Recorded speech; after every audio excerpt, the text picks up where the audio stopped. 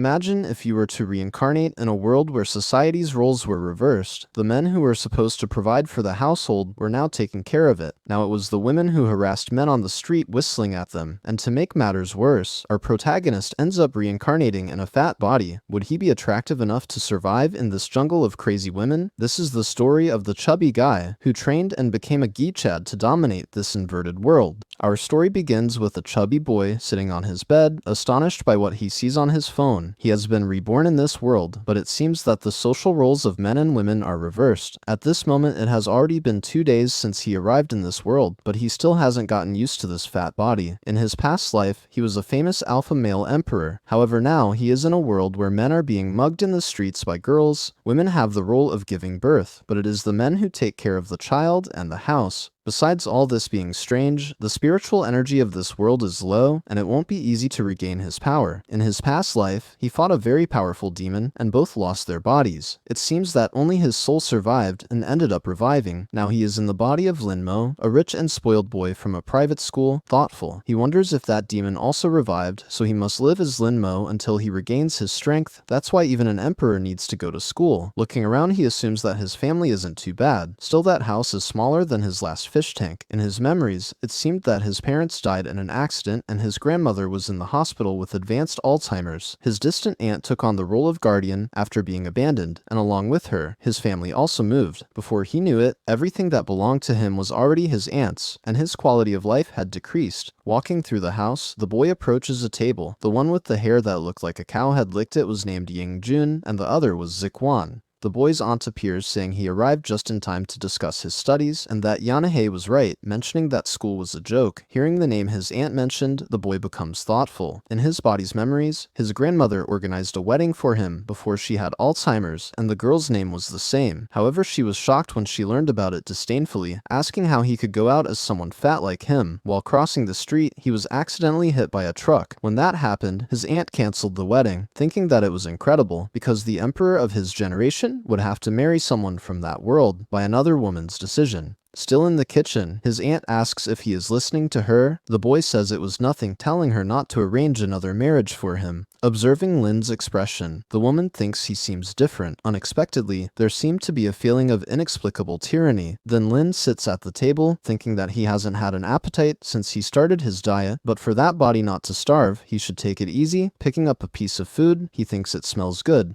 Then his cousin asks why he wasn't going to study abroad, since his classmates knew how much he expressed his love for others. Lin wonders why he needed to talk to those insects when this emperor reigned for thousands of years. Still now, it was necessary to play the role of a normal person, saying he wouldn't go now because he was happy with that school. The boy says it didn't matter which school he attended, as long as he got good grades. Continuing to eat, Lin thinks he didn't want to talk to him. An hour later, the protagonist was inside a car, and the person driving informed them that they had arrived. His cousin in turn asks Lin not to get out with him. With a look of disdain, the protagonist observes him leaving, the boy scared by that look. Then he got out of the car frustrated. Next, Lin was already in front of a building, mentioning that the architecture of that world was excellent. However, there were some problems. Each of those men stood out a lot, since they showed their pale legs and even made gestures like girls, but at least the women seemed normal. In the background, 2 girls were teasing the protagonist's brother, saying that his legs were beautiful. With disdain, the boy thinks that it was unpleasant enough to almost make him vomit. However, he should forget about it because he didn't know if that demon was still alive. Plus, he needed to strengthen his body before she appeared. As he walked through the school, Lin finds his classroom. In the background, someone seemed to mock the protagonist, saying that his fiancée was there. His wife was sitting at the table, while 2 girls were talking to her, observing the protagonist.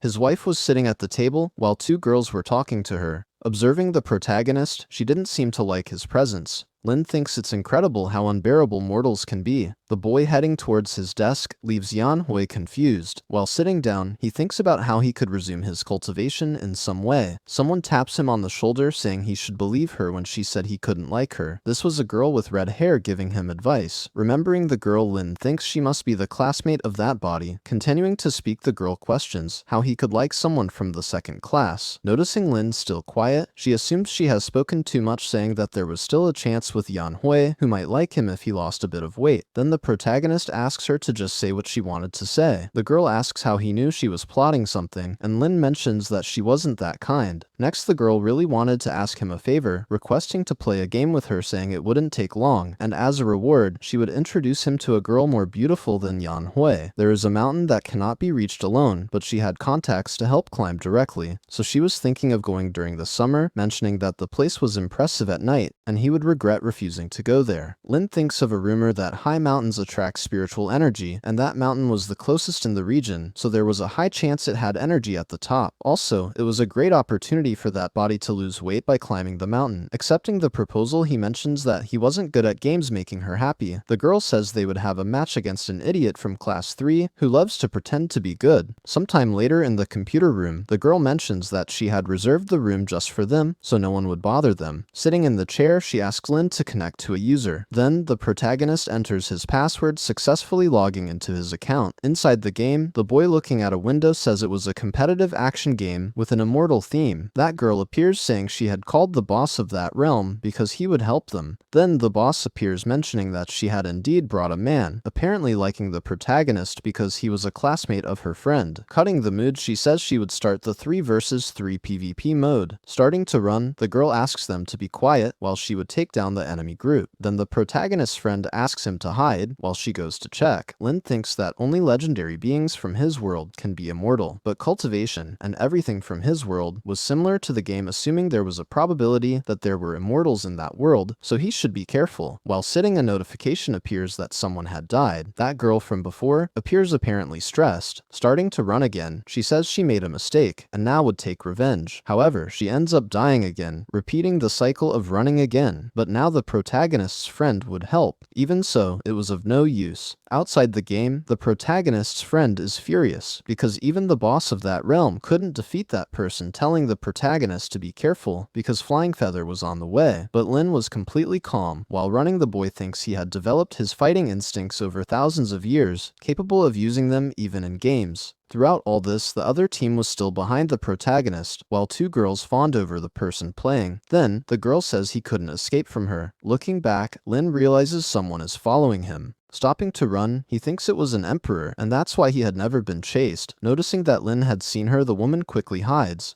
The protagonist in turn asserts that it was a quick reaction and that body couldn't win since attacks in that game were hard to use. Outside the game, Lin seemed to be using a skill. The woman observing the protagonist mentions that he was a novice who had no idea where he was, so that was a positive point going against the boy. Quickly, Lin uses the keyboard and mouse, launching an attack on the woman. Suddenly, it hits her where a notification of a dead player appears. On the other side, they were surprised that the protagonist had managed to win. Getting up from the chair, Lin's friend says she didn't know he was so good. Noticing him motionless, she questions if everything is okay. Lin thinks he had no idea a body like that could be so damaged by a simple use of spiritual energy. Returning to the game, one of his friends asks to go back, but she no longer had time. Thinking she had finally found him, wondering why he always kept running away.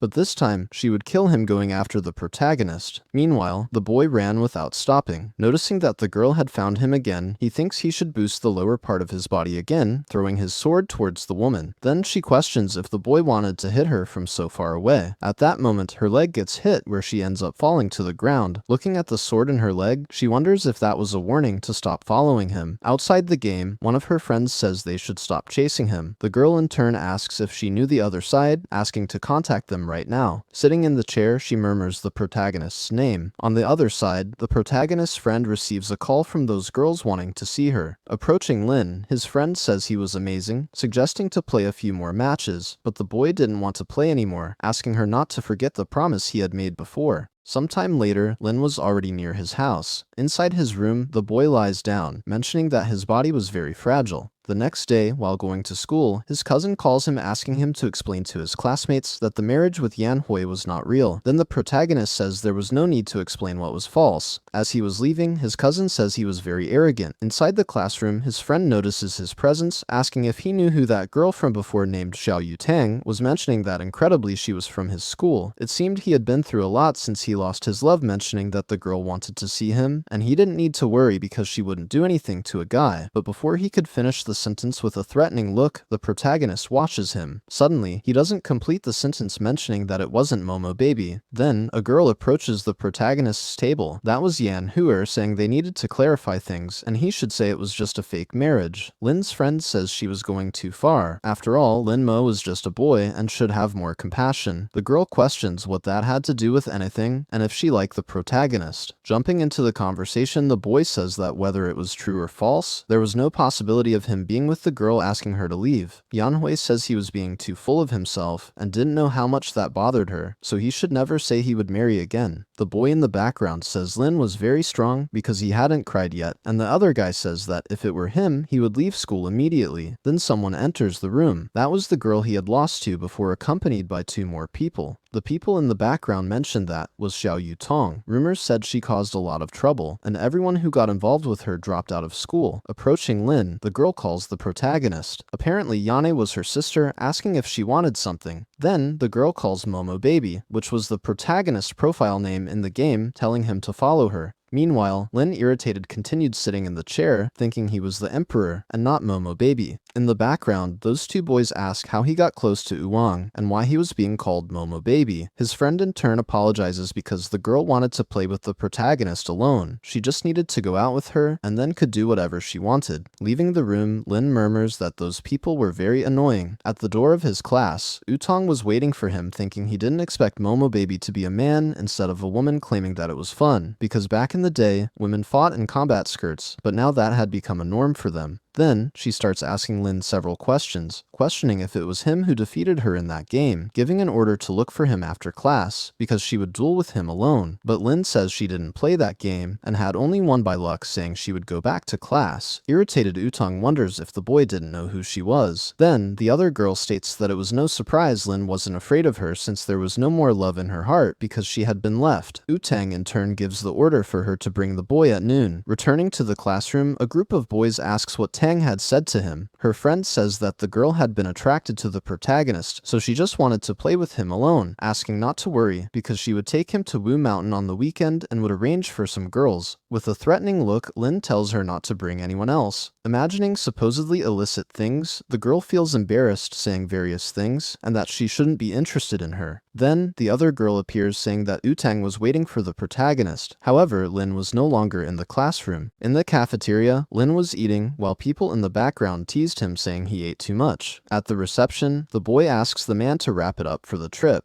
Leaving the place, the protagonist thinks he still hadn't gotten used to that noisy world, and he shouldn't get upset about that. In the background, someone approached the boy murmuring various things about that body dying in a year, and if he wished to survive, he should merge with her, and as a reward, she would fulfill his wishes. As he walked, people around observed his beauty. The woman says she had made the right decision. From now on, her 18 years of life would be part of her mentioning that it was a pity that all the joys and sorrows they had gone through were just a drop in an ocean for her. After working hard for so long, she managed to defeat the emperor. However, it wasn't the ending she desired, and now the only thing she could do was revive the demon world. But the emperor had many tricks up his sleeve, so he wouldn't die easily. Therefore, she should be careful since he could have gone to that world, claiming that that world was very interesting. She had never gained her father's approval in the demon world, no matter how hard she tried, just because she was a woman. Those men belittled her, and only wanted to possess her until the day she put on a mask of evil spirits, killing them so they would fear her. However, in that place, men were at a disadvantage, and cultivation wasn't bad, despite the spiritual power being scarce. Moreover, she was beautiful enough for men to follow, but it had been a while since that fat guy had been after her, and as a woman, it was good to be direct. Looking back, their gazes met. The girl in turn asked him to stop following her because there would be nothing between them. However, our boy walks straight past, ignoring the poor girl. Embarrassed, the girl thinks she should regain her strength before leaving that world, mentioning that the boys in that world were very shy, so Lin should have been embarrassed, refusing to admit he was chasing her. That's why she hadn't said anything to avoid embarrassment. Returning to the protagonist,